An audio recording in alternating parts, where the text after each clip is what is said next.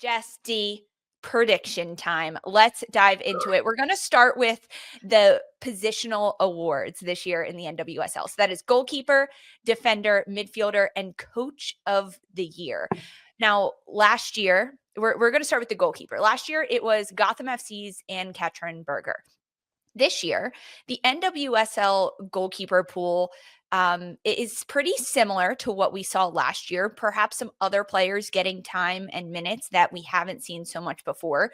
And key note right here, Jess, is that the U.S. women's national team currently does not have a number one goalkeeping. So for some of those players who have been called into camp, who could potentially be in that U.S. women's national team goalkeeper pool, they have everything to play for. Does that play a factor into who could win goalkeeper of the year at the end of it?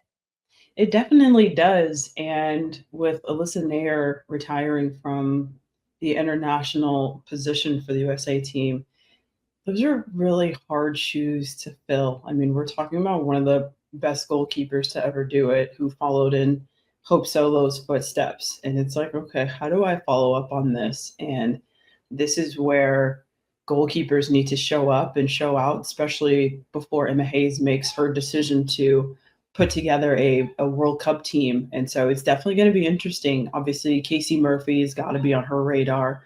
We'll see how Jane Campbell does. Hopefully Houston's a little bit better defensively to help her out too.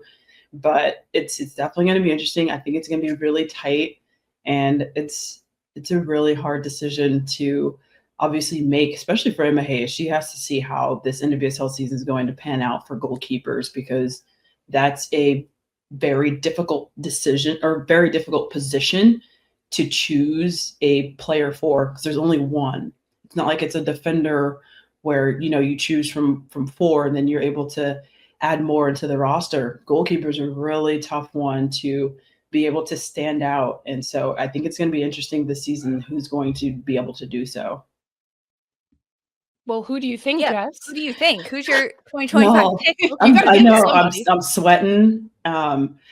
But I will have to say, since she's only able to focus on club, if we're strictly talking about NWSL goalkeeper of the year, I'm going for Alyssa Nair. Oh, shit. The legend. Uncle Alyssa. Yeah. Stack them up. Yeah. I like that. I'm confident. I do really like that. Lisa, as far as who you're saying I think could fill into the U.S. women's national team, I keep saying it, Aubrey Kingsbury. Give her a chance. She deserves it. She has the playing out of the back ability. You've seen it with Spirit. She's a legend at penalties, proven over and over and over again. Give this girl another chance. I don't know why she was written off the last 2 years. I think give her a big moment to go in and play maybe these friendlies that are coming up. And I think that she'll prove that she deserves to be there. I think that's probably the most open position on the women's national team. Do I think she will get goalkeeper of the year in NWSL? I do not. I don't know. Lisa, giving you credit again. I don't know. Give Lisa love today. I think Washington Spirit are going to be formidable this season, especially after watching them against the Pride in the Challenge Cup. They just look so strong. And for them to start off the season like that with not their usual starters and having that much chemistry going into the second half after just 45 minutes, they're going to be a tough team to beat. So I don't know if Aubrey Kingsbury will be tested as much as I want to see her get tested to be goalkeeper of the year. I do think Kaylin Sheridan will, though. San Diego, I don't think are going to be the best team this coming season. I know we're going to talk about that later on, but they lost some really big center backs in Germa and Dahlkemper. New coach, a lot of new relationships to build. I think Kaylin Sheridan is going to have her hands really busy this season, and she is such a high-quality goalkeeper. She's going to be up for the challenge. So to me, she's going to be how Jane Campbell has always been for Houston, where she's the saving grace of this team. I think Kaylin Sheridan is going to be that and is going to get goalkeeper of the year. No doubt Sheridan is going to have to stand on her head this year defensively. But does a high number of saves, a high number of shots being thrown at you, transition to goalkeeper of the year if San Diego, say, doesn't make the postseason? How many times has Jane Campbell won goalkeeper of the year? I don't know. I'm actually looking right now because that's a good question. Houston has done poorly, and Jane Campbell has won goalkeeper of the year because she has kept them if there was relegation in the league, Houston would be in and out, to be quite frank, because of their performances, their inconsistencies. But because she's been so good, she is the one that wins Goalkeeper of the Year. 2023. Just 2023. But I think she's been a contender 2 or 3 years for Goalkeeper of the Year because she gets tested so much. Yeah, she's always been a contender, and that year Houston, they didn't make the postseason, but 2023 was one of the most competitive years in the NWSL because we still had 12 teams. It was okay. Decision day. Yeah, decision day. Hey, it's back. It's back. We're back. Goalkeeper of the Year to me is a player that your team has to be winning. Your team has to be contributing, and you have to be formidable in clutch moments. Utah Royals' Mandy Hott is just coming off a national team call-up with the U.S. women's national team. So she has the idea that, oh, they're looking at me. Now is a chance for me to take over the number one goalkeeping spot or be on the roster. If someone else takes over that number one spot, I could be the number two. She's so good out of the back with her feet. She can combine. I think she is going to lead a lot of the way that Utah want to build when they have the ball and starting their attack. Hott for me is going to have a great year in the NWSL. I like that. I will give you credit and say that Hott, I think, is a player we see grow a ton from Mandy McGlynn. Sorry, McGlynn. I said Hott too. I know. I was following your lead. Sorry. It's okay. The name changes are so hard to follow. There's so many to just balance. It's okay. We're human. It happens. Mandy McGlynn is one of the keepers that I think year over year, honestly, every few games we see another element added to her level and the way she can play out her vision, her honestly boldness coming out of the back. I think we've seen her become a bulldog where she's very aggressive off of her line. She's playing that sort of keeper sweeper role. So I really like that shout as well. I think this last camp with the U.S. Women's National Team showed where she has to grow a bit more. There's also a lot of nerves, and maybe we'll see that calm down, but I like that shout. These were all really good. Okay, moving up the pitch, Defender of the Year for NWSL. I think one of the biggest questions of a Defender of the Year is, what are the qualities that make up a defender? Last year, it was Emily Sams at Orlando Pride. I think having a defensively sound team that doesn't give up a lot of chances. So it's not necessarily fewest amount of goals against, but they have to not concede because that's where it starts with the defensive end and also someone that plays out of the back. This one did not come easily to me. Defender of the Year is something that I put a lot of stock into that for a player. I am so excited to see Rafaeli return with Orlando. She's my Defender of the Year. That was mine as well. That Rafaeli was mine as well. Especially after watching her in the Challenge Cup, I was like, oh, this is such a different level of a defender where you can truly rely on their vision, their ability to play these very decisive line-breaking balls that can feed through to Marta, to Barbara Banda, Ali Watt. She has impeccable vision. Hell, she's scoring goals back into the Orlando Pride. And just showing that she's a force to be reckoned with. And I think a true leader. I think even watching her play, the way that she's so suave on the ball, her movement, the way she's able to bounce passes. Orlando was already solid defensively, but her being there brought even more confidence and fluidity to how that team can play and depth. So if she can stay healthy, to me, that is a player that if you're younger and you're looking at what a modern center back is like and how you should develop your game, watch Rafaeli and the way that she moves the ball and her vision in the game. Yeah, her distribution is nuts and so impressive on the ball. I mean, just bringing that Brazilian flair onto the pitch from a defensive standpoint is just absolutely amazing and nothing short of amazing to see. But I will have to go with someone who has less experience, who has showed up with her versatility, and I'll have to go with Tara McKeown. She was great last year for Washington Spirit. She scored some goals. Obviously, she's a natural striker, but to be able to go back into the center back position, she's been very impressive to watch. And I'm biased just because she was a striker and a natural striker, but just for her to be able to get her first cap with the U.S. team and She Believes Cup, she played amazing, made a couple mistakes, but obviously you grow in that at the international level. But I think, she's moving forward when it comes to comfortability in that center back position. And I think Bernal is going to be great right next to her and helping her out in that position. So Tara McKeown is my pick for Defender Player of the Year. Jess, I like that. Lisa, I for sure thought you were going to say McKeown. No, I don't. I would have bet money that's who you were going to say. My knowledge and my view of Mickione has shifted after the U.S. Women's National Team camp. I think that she has a lot of potential, and I like the steps and the direction that she's going in, but she's not ready for the national team by any means. And so to me, that's why she fell out of Defender of the Year picture, because it has to be someone that, if they're an American, that can step in to that type of pressure cooker situation. I think she could be a candidate at the end of the year in this category. I think she should still get U.S. time in those big camps, or maybe a futures camp at time, like having depth at that center back position. She's just too inconsistent in that center back role. And it's no fault against her. She's new to that position. She used to be a forward. It's impressive. How long is she not new anymore? How long is, okay, you've had time to grow into this and learn and played enough games and against very heavy competition? So Mickione has played in the center back position for 3 years at Washington. Mm-hmm. One of those alongside Sam Staub. So Mickione wasn't the leader.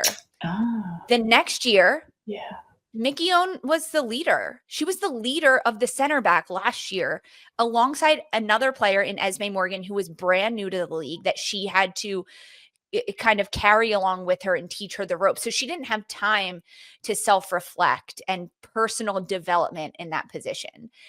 If she had 2 years, 3 years next to Sam Staub, for 3 years with a veteran where you are not the sole defender, I would say 3 years, but she didn't. So I think that slowed her progression, a little. Okay. I'll say, I agree. I think after the national team camp and maybe just seeing some of the same mistakes I've seen from her. I mean, I would be terrible in center back position, not critiquing that at all. It's super difficult, especially against forwards of the NWSL.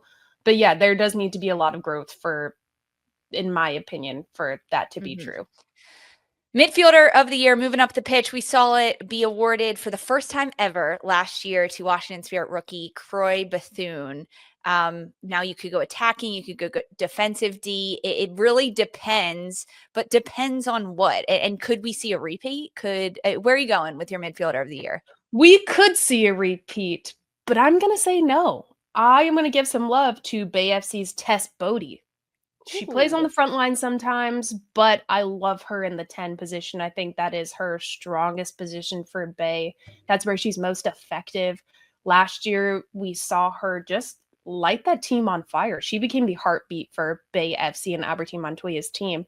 And watching her develop and watching her build those relationships with Kunda Nanji and Oshuala, Rachel Hill, I think this is going to be a really, really exciting year. I mean, you guys both know anytime we talk to coaches that were playing against Bay said that they had to shut down Tess Bodie.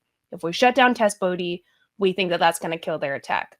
They still couldn't really shut her down. She created a lot of opportunities. So I'm going to give her some love and her flowers. I don't know if I'm going to be right. Let's see if she gets a lot of stats. I know that that's really what it comes down to. But she's one of the best midfielders in the league and super, super effective for Bay. So shout out Tess Bodie.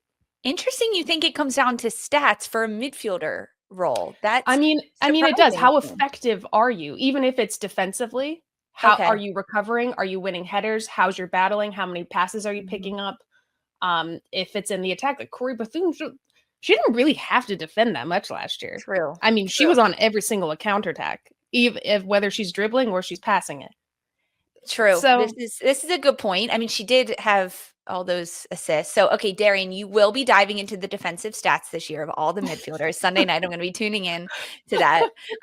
Jess, which one do you put more stock in for your Midfielder of the Year, defensively or attacking wise? And who is your midfielder of the year? Oh, well, the striker in me, obviously I'm going to go with a 10 here because I want to see what they can do in the final third. Obviously, it's really important for them to get behind the ball and defend. That's obviously a key piece to it. But, I'm going to look at the player who's on the ball and how crafty that they can be in the final third. And who I saw last season, towards the end of the season after she came back from injury, who was just on fuego for her club, who needed her the most at such a critical time in their season, was Jaden Shaw. I think that she is the perfect fit for a coach like Sean Nahas. She's the perfect fit for a partnership with Ashley Sanchez, because in that final third for North Carolina Courage, Ashley Sanchez was doing a lot of the work on her own, trying to combine with players. But now she has someone who's going to be able to do that. I think Jaden Shaw's game has grown a lot. I think she did great in the She Believes Cup and at the end of the season as well for San Diego Wave. And now she's with the Courage, a very possession-minded team who's able to move up the pitch, who's able to break lines and move forward. And they definitely needed someone like a Jaden Shaw who can score goals, who can combine, who can dribble. I mean, I think she's just been so crafty on the ball, and she's been very impressive to watch, especially at the end of last season. So I'm actually excited, if she stays healthy, to see what she's going to do this season for the North Carolina Courage, because she was the perfect addition for them this season. Wow, big shoes to fill, big role for Shaw coming into this team and potentially winning an award. I think it could be a repeat of Croy Bethune. We get a full season with her under Jonathan Giraldez. She is itching to get back out there. I'm going to go a repeat for Croy, number 1 and number 2 for the first 2 times the award is ever given out. Coach of the year. Last year, it was given to Seb Hines, and so well deserved, but there's a lot that can be determined about a coach of the year, whether it is their evolution of a team and taking them perhaps from the bottom of the table into the standings, or doing the double like Seb Hines did last year. Darian, which one do you put more stock in, an evolution of a team or how successful they are in terms of wins and silverware they pick up? It's got to be a mixture of both. I think making playoffs, having a really good run puts you as a massive contender, and how you're able to really bring the best out of the characteristics of the players that you currently have. How are you developing the game of these standout players and making them have chemistry in a way that's knocking out other teams? And my coach of the year prediction is Sandra Herrera. And I kind of think it might be one of yours too. Now we have a full year of him with Washington Spirit. I think we're going to see Trinity Rodman, Croy Bethune, all of these superstar players that really thrived last year under Adrian Gonzalez, they have a similar coaching style, really, really develop and play together as a team and improve even more. Like I said earlier, going to be a formidable team to play against. So I'm going with Sandra Herrera.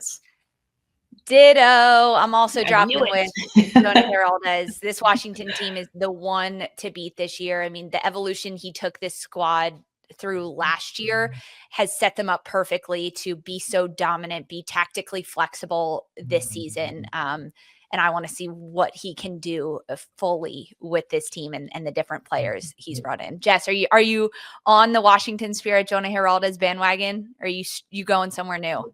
I was going somewhere new. Only because I'm very biased here, and I'm excited to see what this coach is going to do this season. And to be honest, I somewhat agree with you guys, because I think Washington Spirit is definitely going to be one of those teams to beat this season, and to be able to have him throughout the whole season. But I'm going to go with Sean Nahas. I think that the Courage are going to also be a handful this season, and I'm excited to see how that's going to go.